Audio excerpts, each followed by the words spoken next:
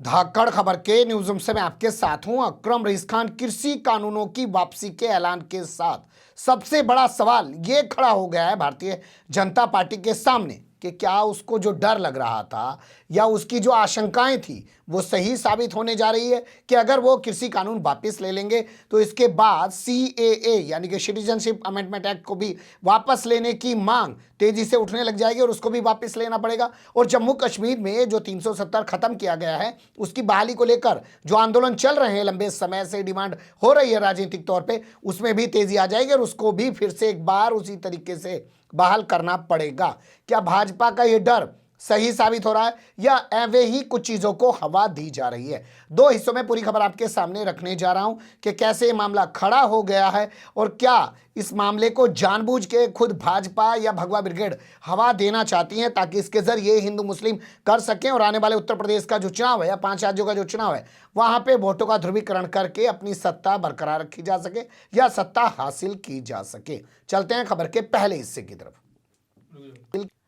तो खबर के पहले हिस्से में वो खबर आपके सामने रख देते हैं जिसके आधार पर कहा जा रहा है कि भाजपा को पहले ही डर लग रहा था, भाजपा पहले ही आशंका जता रही थी। ये खबर देखिए, 3 फरवरी 2021 को यह खबर छपी है। नरोत्तम मिश्रा से जुड़ी हुई ये खबर है। नरोत्तम मिश्रा को आप जानते होंगे, वर्तमान समय में वो मध्य प्रदेश के अंदर गृह मंत्री हैं और वो मुख्यमंत्री बनने का सपना सोचे बैठे हैं। भाजपा वाले भी उनको मुख्यमंत्री बनाने पर तुले हुए हैं शिवराज सिंह को हटा के, ताकि उत्तर प्रदेश के अंदर जो ब्राह्मण में गुस्सा है वो कम किया जा सके, क्योंकि नरोत्तम मिश्रा उत्तर प्रदेश के कानपुर से ही आते हैं। खैर छोड़िए इस कहानी को, इस पे फिर कभी और रोशनी डालेंगे। तो 3 फरवरी 2021 को छपी इस खबर के मुताबिक नरोत्तम मिश्रा ने कहा कि अगर कृषि कानून वापस ले लिए जाएंगे तो कल को CAA भी वापस लेना पड़ेगा। इसके अलावा धारा 370 फिर से बहाल करनी पड़ेगी। हालांकि आप उसे धारा नहीं कह सकते हैं क्योंकि संविधान का कोई भी आर्टिकल है उसको इंग्लिश में आर्टिकल ही कहेंगे और हिंदी में अनुच्छेद कह सकते हैं। लेकिन इनको ये पहले से ही डर लग रहा था। बोलते हुई तस्वीरें हम आपके सामने नहीं रख पा रहे हैं, लेकिन अखबार में छपी हुई खबरें आपके सामने जरूर रख रहे हैं। ये खबर प्रमुखता से सामने आई थी। टाइम जरूर देखिएगा, 3 फरवरी 2021। आप जानते हैं पूरा शबाब पे आंदोलन उस वक्त चल रहा था और 26 जनवरी को जो हिंसा हुई थी दिल्ली के अंदर ट्रैक्टर परेड के दौरान वो भी हो चुकी थी। 28 जनवरी को राकेश टिकैत के जो आंसू हैं वो पूरी दुनिया ने देखे हैं, जिसके बाद आंदोलन एक बार फिर से जिंदा हो गया था। तो उसी के बाद इन्होंने रिएक्शन दिया था। तो क्या वाकई में इनको अब लग रहा है कि ऐसा ही होने जा रहा है? क्योंकि असदुद्दीन ओवैसी ने कहा है कि इन्हें ये काले कानून भी वापस लेने पड़ेंगे, यानी कि जो CAA का कानून है उसे भी वो काला कानून बता रहे हैं और कह रहे हैं कि इनको वापस लेना पड़ेगा। सुन लीजिए ओवैसी की ज़बानी। ये फैसला लिया गया और शायर ने सही कहा था कि दहन पर है उनका गुमान कैसे कैसे, कलाम आते हैं दरमियान कैसे कैसे, जमीनो चमन गुल खिलाती है क्या क्या, बदलता है रंग आसमां कैसे कैसे। तो वो दिन दूर भी नहीं है इंशाल्लाह जब मोदी सरकार CAA का कानून भी वापस लेगी। आप चाहते हैं कि जो कानून बने नहीं, ये सब अनकॉन्स्टिट्यूशनल है ना, ये सब अनकॉन्स्टिट्यूशनल कानून है। आपने अपने ब्रूट मेजॉरिटी के ऊपर अपने ईगो की सेटिस्फैक्शन के लिए, अपने अहंकार को सेटिस्फाई करने के लिए आपने इस तरह कानून बनाए। बिल्कुल गलत कानून है, इसका अनकॉन्स्टिट्यूशनल कानून है, चाहे फार्म लॉज हो। 1 साल प्रोटेस्ट चला। तो ये देखिए, मोदी सरकार सिर्फ प्रोटेस्ट करने वालों को हरास करती है, जेल में डालती है, UAPA लगाती है, मगर आज उनको जैसा हम बोलते हैं कि मट्ठी चाटना पड़ा, उनको अपना वापस लेना पड़ा। वो देख लिए कि ये सब उसमें उनका नुकसान हो रहा है। अब ओवैसी के बाद बात कर लेते हैं मौलाना अरशद मदनी की।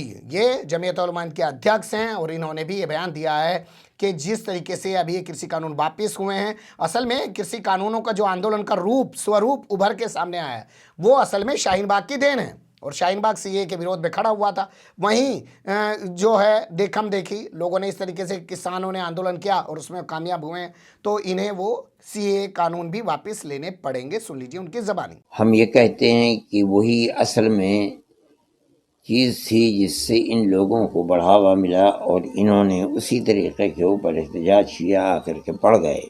हम ये समझते हैं कि ये तो कारोबार से मुताल्लिक़ चीज़ थी और वो हिंदुस्तान की नेशनलिटी से मुताल्लिक़ चीज़ है और उसका बड़ा भारी नुकसान मुसलमानों को उठाना पड़ेगा अगर खुदा न ख्वास्ता वो कानून अपनी जगह पर रह गया। इसलिए मुसलमानों के सिलसिले के अंदर भी इस बिल को वापस। असदुद्दीन ओवैसी राजनीतिक शख्सियत हैं और मौलाना अरशद मदनी एक धार्मिक शख्सियत हैं, यानी कि मुस्लिम कम्युनिटी के ये दो बड़े चेहरे, और दोनों कह रहे हैं कि आपको कानून वापस लेने पड़ेंगे। अब मुसलमान स्टूडेंट्स की बात कर लेते हैं, छात्रों की बात कर लेते हैं। तो इसमें सबसे पहला नाम हमारे सामने जो अभी फिलहाल आया है वो है अलीगढ़ मुस्लिम यूनिवर्सिटी का। यहाँ के स्टूडेंट्स ने साफ कर दिया है कि वो फिर से एक बार CAA के खिलाफ आंदोलन शुरू करने जा रहे हैं। जाहिर है कि वो भी एक काला कानून है जो इस मुल्क की आवाम के फेवर का कानून नहीं है। हमारी यूनिवर्सिटी की जानिब से और तमाम हिंदुस्तान की सड़कों पर आवाम ने निकल करके इस कानून के ख़िलाफ़ आंदोलन किया। इस कानून के ख़िलाफ़ सड़कों पर बैठ कर के लगातार कई महीने उस आंदोलन को चलाया, लेकिन ये सरकार कहीं ना कहीं बहरी और अंधी हो चुकी है। उसके कानों तक जू नहीं रहेंगी। कोरोना की वजह से उस आंदोलन को ख़त्म करना पड़ गया था, लेकिन अगर इसको NRC को दोबारा से लागू किया जाएगा तो दोबारा उसके खिलाफ एक बड़ा आंदोलन इस सरकार के खिलाफ किया जाएगा। सुन लिया आपने, वो सीधे तौर पे कह रहे हैं कि हम लोग फिर से आंदोलन शुरू करेंगे और इन कानूनों को ख़त्म कराएंगे। लेकिन भगवा गैंग और तमाम लोग वो भी इस मामले में बहुत कुछ बोल रहे हैं। उनके बोलने को कैसे देखा और समझा जा सकता है, उन्हीं की ज़बानी जो है बोलती हुई तस्वीरों की कहानी आप खुद सुन लीजिए खबर के अगले हिस्से में। सबसे पहले बात पूजा शकुन पांडे की। आप जानते हैं हिंदू महासभा की ये नेता हैं और इन्होंने एक प्रतीकात्मक पुतला बनाया, उसमें लाल पानी भरा और 30 जनवरी को इन्होंने राष्ट्रपिता महात्मा गांधी की एक सांकेतिक हत्या की। इसके बाद इन्हें और इनके पति को गिरफ्तार करके जेल में डाल दिया गया। कोई UAPA नहीं लगाया, कोई NSA नहीं लगाया। 4-10 दिन बाद बाहर आके घूमने लगी हैं और आए दिन अपने विवादित बयान देती रहती हैं। इन्होंने कहा कि जिस तरीके से कृषि कानून वापस लिए गए उससे काफिरों के हौसले। अब काफिर बताइए कौन शब्द इस्तेमाल करता है? मुसलमान गैर मुस्लिमों के लिए काफिर शब्द इस्तेमाल करते हैं, लेकिन ये गैर मुस्लिम होते हुए मुसलमानों के लिए काफिर शब्द इस्तेमाल करिए। खैर जाने दीजिए। इन्होंने कहा काफिरों के हौसले बढ़ेंगे और अब वो CAA को वापस कराने की मांग भी शुरू कर देंगे। ये गलत हुआ है, सुन लीजिए उनकी जबानी। समझौता कर दिया तो संदेश बहुत गलत जा रहा है। उन काफिरों के लिए तो बहुत गलत है, उनके तो हौसले बहुत बुलंद हो जाएंगे। अब तो उन्हें भी लगेगा हो सकता है आने वाले टाइम में जो ये 370 थी CAA NRC, इनको लेकर के भी सरकार बैकफुट पे है। ये जो भी किया ये बहुत गलत किया है।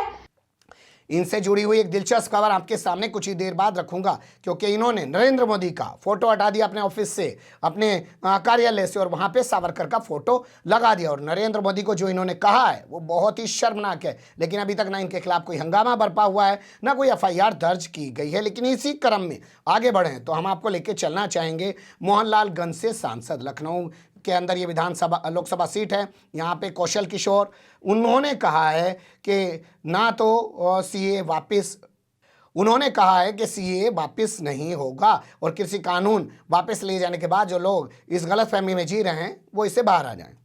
किसान का बिल वापस हो गया, वैसे वो वापस हो जाएगा, नहीं वापस हो सकता। सुन लिया आपने। अब आपके सामने बड़े मंत्री जो अल्पसंख्यक चेहरा हैं, मुसलमानों का प्रतिनिधित्व करते हैं मोदी सरकार में, या यूं कहें कि मोदी सरकार एक मुसलमान को अपने साथ बैठा के दिखाने की कोशिश करती है कि हम सबका साथ, सबका विकास, सबका विश्वास और सबका प्रयास सारे काम कर रहे हैं। नाम है मुख्तार अब्बास नकवी। उन्होंने कहा जो लोग CAA पर सवाल उठा रहे हैं वो लोग जानते नहीं हैं CAA कानून क्या है। अगल बगल के जो देश हैं यानी पाकिस्तान, अफगानिस्तान और जो बांग्लादेश, ये तमाम लोग हैं वहाँ पे जो हिंदू पीड़ित और प्रताड़ित है, असल में उसको नागरिकता देने के लिए कानून बना हुआ है। भारतीय नागरिकों से, भारतीय मुसलमानों से इस कानून का कोई लेना देना नहीं है। उनकी ज़बानी भी सुन लीजिए। लगा है कि नागरिकता कानून को वापस लेना चाहिए, कोई कहने लगा है कि 370 खत्म किया जाना चाहिए। ये वो लोग हैं जो लोग की इस बात को अच्छी तरह जानते हैं कि नागरिकता कानून किसी की नागरिकता लेने के लिए नहीं, बल्कि बांग्लादेश, पाकिस्तान, अफगानिस्तान में जो अल्पसंख्यक हैं, पीड़ित हैं, प्रताड़ित हैं, जिनके साथ जुल्म हो रहा है, उनको नागरिकता देने के लिए है।